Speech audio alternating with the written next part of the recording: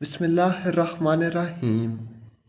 میرا نام زویا ہے اور میری عمر 18 سال ہے۔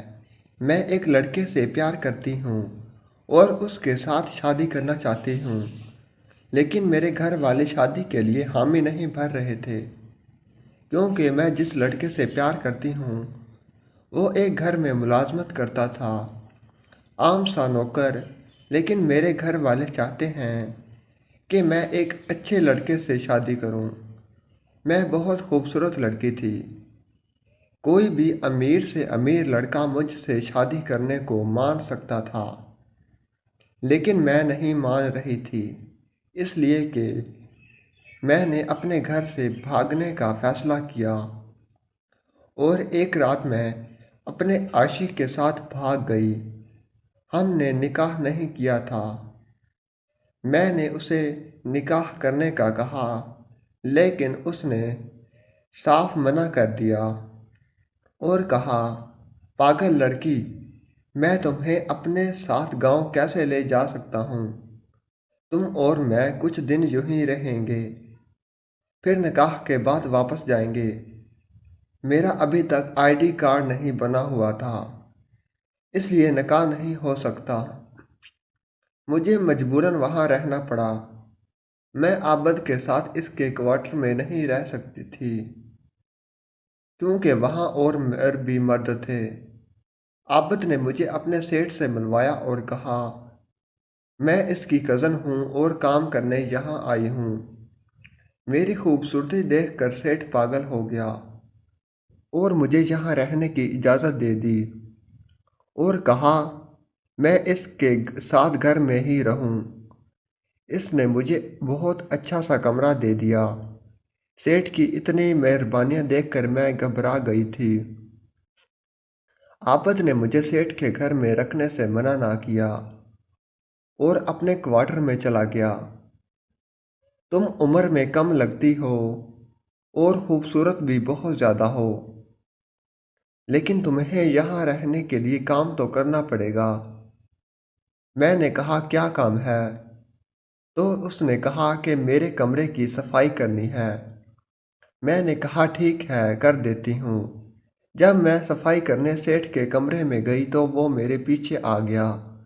اس نے میرا ہاتھ پکڑا اور کہنے لگا کہ تم میرے دل کو بہت اچھی لگتی ہو، اس لیے میں تمہارے ساتھ رات بچانا چاہتا ہوں۔ میں نے کہا، میں ایسی نہیں ہوں صاحب، یہ سب کچھ نہیں کرتی۔ یہ کہہ کر میں جلدی سے سیٹ کے کمرے سے بھاگ کر اپنے کمرے میں آ گئی۔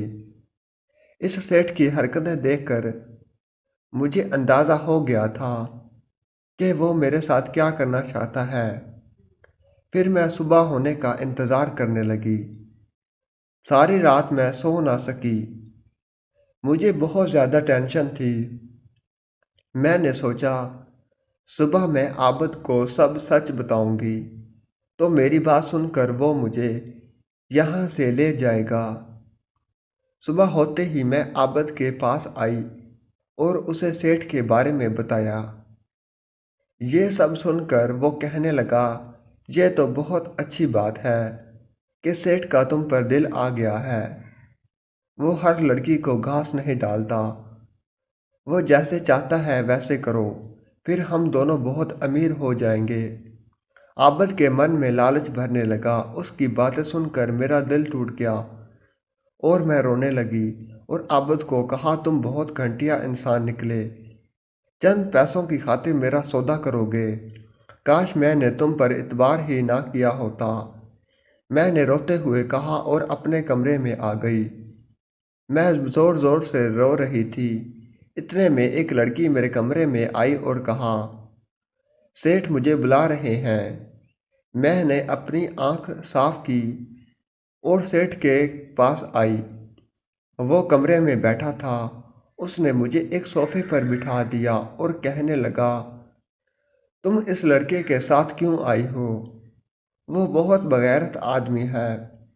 میں رونے لگی، تمہیں کوئی مسئلہ ہے تو مجھے بتا دو۔ میرا دل کر رہا تھا کہ میں انہیں سب سچ بتا دوں۔ سیٹھ خود ہی مجھ سے سوال کرنے لگے کہ میں عابد کے ساتھ کیا کر رہی ہوں اور میرے گھر والے کہاں ہیں؟ میں انہیں کیا بتاتی؟ عابد کے لیے میں نے کیا کچھ نہیں کیا تھا، اور وہی میرے ساتھ یہ سب کچھ کر رہا ہے، مجھے استعمال کر رہا ہے۔ میرے ساتھ یہ سب کچھ ہو رہا تھا، وہ مجھے استعمال کرنے جا رہا تھا۔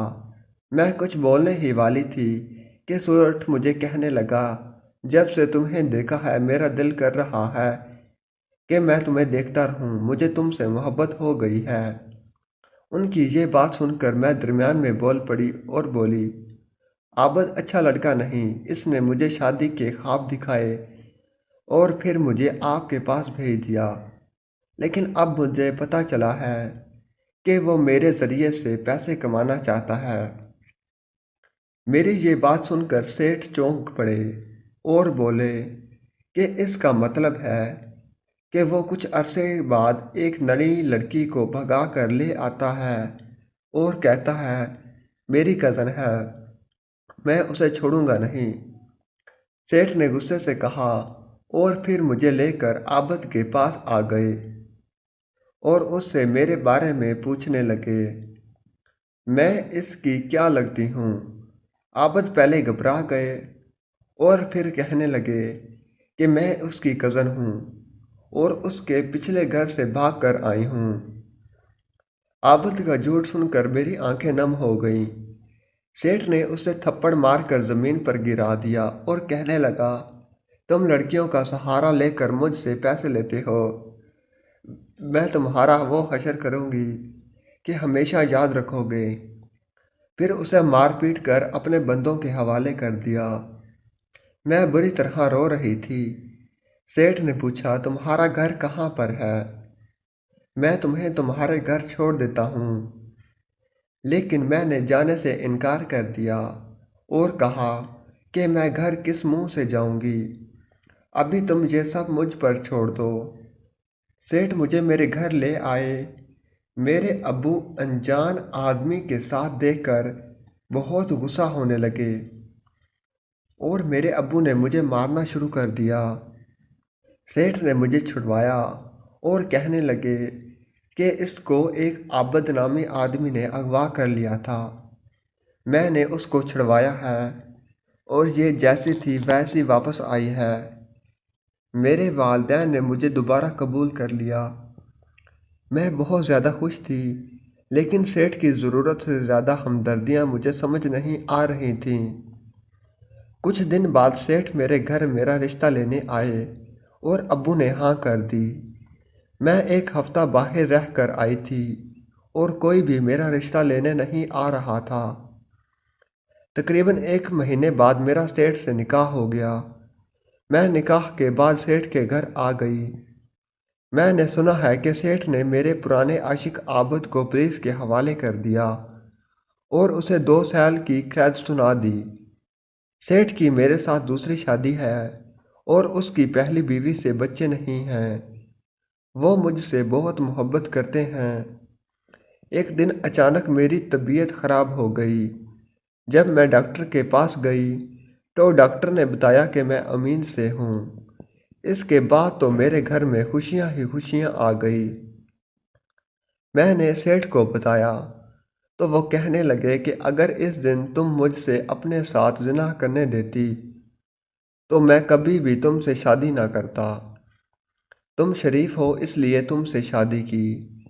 ویڈیو اچھی لگی تو چینل کو لائک کریں، سبسکرائب کریں، شیئر کریں، گھنٹی کے نشان پر کلک کرنا مت بھولیں تاکہ ہماری ہر ویڈیو آپ کے پاس بآسانی پہنچ سکے اور ہماری حوصلہ افزائی ہو سکے۔ کمنٹ سیکشن میں اپنی رائے کا اظہار ضرور کریں۔ شکریہ۔